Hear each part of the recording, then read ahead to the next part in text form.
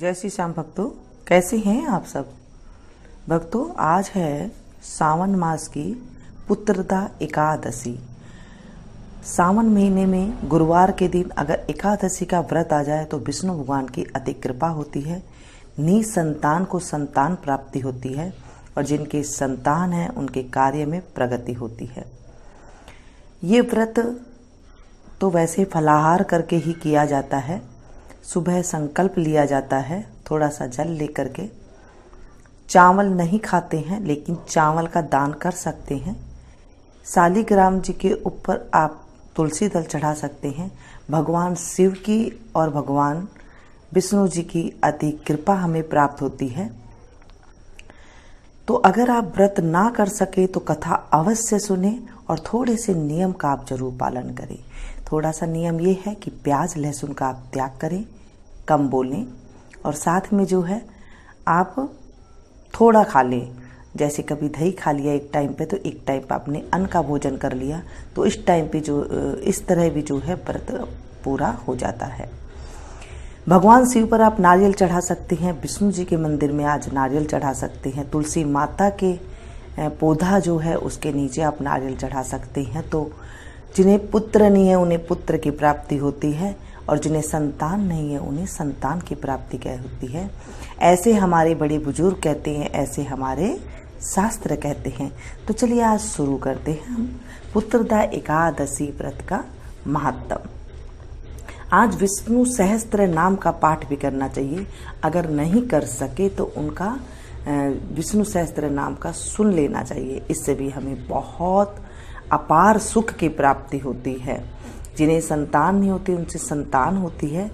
जिन्हें पुत्र नहीं है उन्हें पुत्र की प्राप्ति होती है और जिन्हें पुत्र है उनकी पुत्रों के काम में जो अड़चन है उन्हें उसे दूर होती है। बच्चों के जीवन में जो दिक्कतें होती है वो दूर होती है। बोलिए विष्णु भगवान की जय, एकादशी मैया की जय, शंकर भगवान की जय। धर्मराज युधिष्ठिर बोले कि हे भगवान, अब आप मुझे श्रावण माह के शुक्ल पक्ष की एकादशी कथा सुनाइए। इस एकादशी का नाम तथा इसकी विधि क्या है सो सब कहिए। श्री मधुसूदन बोले कि हे राजन, अब आप शांति पूर्वक श्रावण माह के शुक्ल पक्ष की एकादशी की कथा सुनिए। इस कथा के श्रवण मात्र से ही वाजपेय यज्ञ का फल मिलता है। द्वापर युग के प्रारंभ में महिष्मति नाम की नगरी में महीजीत नाम का एक राजा पुत्रहीन था। वह सदैव चिंताग्रस्त रहता था। उसे वह राज्य दुखदायी प्रतीत होता था क्योंकि पुत्र बिना इस लोक और परलोक दोनों में सुख नहीं है। राजा ने पुत्र की प्राप्ति के बहुत यत्न किए परंतु वह निष्फल गए। जब वह राजा वृद्ध होने लगा तो उसकी चिंता भी बढ़ने लगी।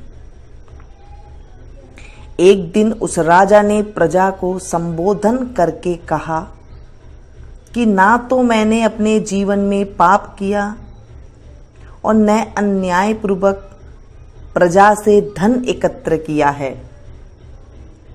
न मैंने कभी देवता और ब्राह्मणों का धन छीना है, ना किसी की धरोहर ली है। मैंने प्रजा को सदैव पुत्र की तरह पाला है। मैंने अपराधियों को पुत्र और बांधवों की तरह दंड दिए। मैंने कभी किसी से राग द्वेष नहीं किया। सबको समान माना है।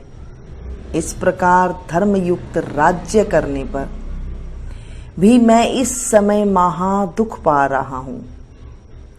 सो क्या कारण है, मेरी कुछ भी समझ में नहीं आ रहा है।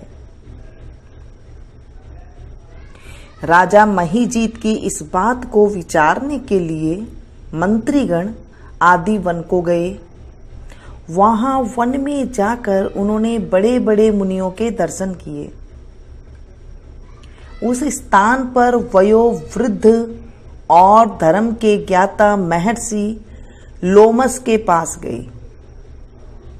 उन सब ने जाकर महर्षि को यथा योग्य प्रणाम किया और उनके सन्मुख बैठ गई। उनसे विनय करने लगे कि हे देव, हमारे अहोभाग्य हैं कि हमें आपके दर्शन हुए। इस पर लोमस ऋषि बोले कि ब्राह्मणों, आप लोगों की विनय तथा आपके सद्व्यवहार से मैं अत्यंत प्रसन्न हूं। अब आप मुझे अपने आने का कारण बतलाइए। मैं आपके कार्य को अपनी शक्ति के अनुसार अवश्य ही पूरा करूंगा, क्योंकि हमारा शरीर ही परोपकार के लिए बना है। इसमें किंचित मात्र भी संदेह नहीं है। लोमस ऋषि के ऐसे वचन सुनकर सब बोले कि हे महर्षि, आप हमारी समस्त बातों को जानने के ब्रह्मा से भी अधिक हैं। महिष्मती नाम की पुरी में एक महाजीत नाम का एक धर्मात्मा राजा है। वह प्रजा का पुत्र की तरह धर्मानुसार पालन करता है, परंतु फिर भी पुत्रहीन है। इससे वह अत्यंत दुखी रहता है। हम लोग उस राजा की प्रजा हैं, क्योंकि प्रजा का यह कर्तव्य है कि राजा के सुख में सुख माने और उसके दुख में दुख माने। हमको उनके पुत्रहीन होने का अभी तक कारण प्रतीत नहीं हुआ। अब जब से आपके दर्शन करे हैं, हमको पूर्ण रूप से विश्वास है कि हमारा कष्ट अवश्य ही दूर हो जाएगा। अतः आप हमको राजा के पुत्र होने का उपाय बतलाइए। इस पर लोमस ऋषि ने एक क्षण के लिए नेत्र बंद किए और राजा के पूर्व जन्मों का विचार करने लगे। विचार करके बोले कि हे ब्राह्मणों, यदि राजा पिछले जन्म में अत्यंत निर्धन था तथा बुरे कर्म किया करता था, एक गांव से दूसरे गांव में घूमा करता था, एक दिन जेठ मास के शुक्ल पक्ष की द्वादशी के दिन, जो कि 2 दिन से भूखा था, दोपहर के समय एक जलाशय पर पानी पीने गया। उस समय की ब्याही हुई प्यासी गो जल पी रही थी। राजा ने उसको प्यासी ही हटा दिया और स्वयं जल पीने लगा। हे ब्राह्मणों, इसलिए राजा को यह दुख भोगने पड़ रहे हैं।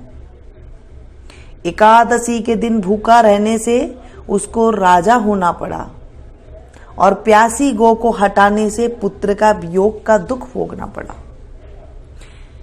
इस पर सब लोग बोले, हे महर्षि, शास्त्र में ऐसा लिखा है कि पुण्य से पाप नष्ट हो जाते हैं। इसलिए कृपा करके आप राजा के पूर्व जन्म के पाप नष्ट होने का उपाय बतलाइए, क्योंकि इस पाप के क्षय होने से पुत्र रत्न की उत्पत्ति होगी। ब्राह्मणों के ऐसे वचनों को सुनकर लोमस ऋषि बोले, हे ब्राह्मणों,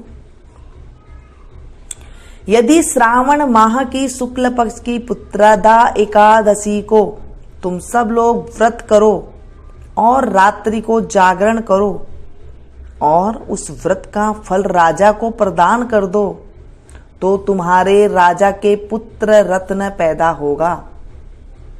मंत्रियों सहित समस्त प्रजा महर्षि लोमस ऋषि के वाक्यों को सुनकर प्रसन्नता पूर्वक अपने नगर को वापस आई। उन सब लोगों ने श्रावण माह के शुक्ल पक्ष की पुत्रदा एकादशी को लोमस ऋषि की आज्ञा अनुसार विधि पूर्वक व्रत किया और द्वादशी को उसका फल राजा को दिया। उस पुण्य के प्रभाव से रानी ने गर्भ धारण किया और 9 महीने पश्चात उसके एक अत्यंत तेजस्वी पुत्र रत्न उत्पन्न हुआ। हे राजन, इसलिए इस एकादशी का नाम पुत्रदा पड़ा। जो मनुष्य पुत्र रत्न को प्राप्त करना चाहते हैं उन्हें इस एकादशी का विधि पूर्वक व्रत करना चाहिए। इस व्रत के प्रभाव से इस लोक में सुख और परलोक में स्वर्ग मिलता है। बोलिए विष्णु भगवान की जय, एकादशी मैया की जय, शंकर भगवान की जय। इस तरह कथा को पढ़ने के बाद जल को आप या तो तुलसी जी की क्यारी में डाल दें या फिर आप सूर्य भगवान को अर्घ दे सकते हैं। मंदिर में जाकर पंडित जी को फल और चावल जरूर दान में दें। चावल खाते नहीं है लेकिन दान जरूर कर सकते हैं। कुछ मिठाइयाँ दे सकते हैं जिसमें अन्न ना हो। साबूदाना की जो सामक की खीर वगैरह होती है वो आप दे सकते हैं, भोजन करा सकते हैं। कुछ भी नहीं है तो आप घर बैठ के भगवान जी का नाम स्मरण कर सकते हैं, नमः शिवाय का जाप कर सकते हैं, विष्णु सहस्त्र नाम का पाठ सुन सकते हैं। फल अवश्य मिलता है दोस्तों, क्योंकि ये सावन माह की पुत्रदा एकादशी है जो साल में 2 बार आती है। पुत्रदा एकादशी एक अभी आई है गर्मियों के मौसम में सावन महीने में और एक आएगी सर्दियों के मौसम में पौष के महीने में। तो इसलिए आप इन व्रतों को जरूर करें, नहीं कर सकते तो कथा अवश्य सुने और इसके बाद आप विष्णु जी की आरती करें तो अवश्य फल की प्राप्ति होती है। उम्मीद करती हूँ ये कथा आपको पसंद आई होगी। पसंद आए तो प्लीज़ एक लाइक जरूर दें, इसे ज़्यादा से ज़्यादा अपनों के साथ शेयर कीजिएगा, क्योंकि जब हम किसी अच्छी चीज़ को शेयर करते हैं, भगवान के नाम को शेयर करते हैं, और आज तो पुत्रदा एकादशी है, जब हम किसी को सुनते हैं, सुनाते हैं और हुंकारा भरते हैं तो हमारे जीवन में पुण्य की प्राप्ति होती है और हमारे जीवन में अच्छा होने लगता है। तो बोले विष्णु भगवान की जय। मिलती हूँ फिर से एक नई कथा के साथ, नई जानकारी के साथ। तब तक आप लोग देखते रहिए मीनू संगीत। Thank you.